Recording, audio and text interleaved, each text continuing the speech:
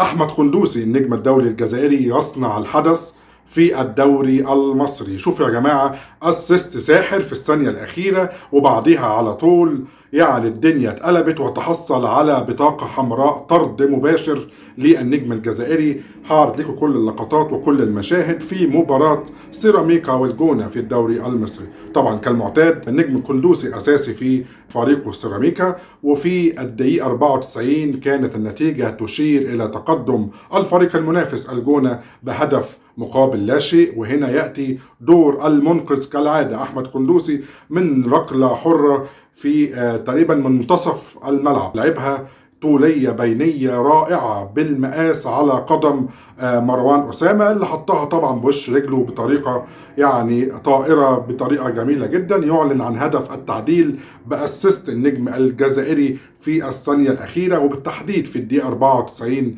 من الوقت بدل من الضائع في الشوط الثاني. بعدها على طول بثواني معدودة تتواصل الإثارة.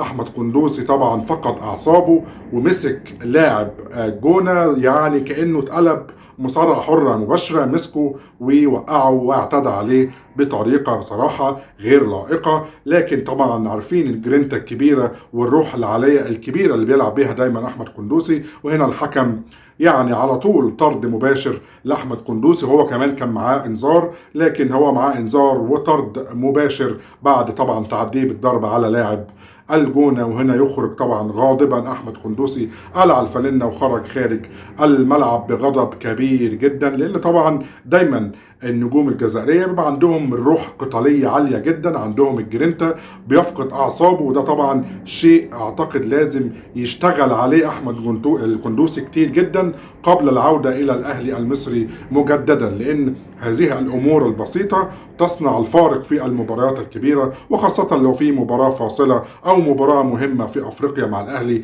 أو أي مباراة مصيرية. يعني فقدان الأعصاب بهذه الطريقة وضرب اللاعب في الفريق المنافس طبعا شيء يفقد اللاعب قيمته. لكن هذا ما حدث للنجم الجزائري أحمد قندوسي، اللي أعتقد بهذا المستوى الكبير الرائع سيعود بكل تأكيد بقوة ليحجز مكان أساسي مع الأهلي الموسم المقبل.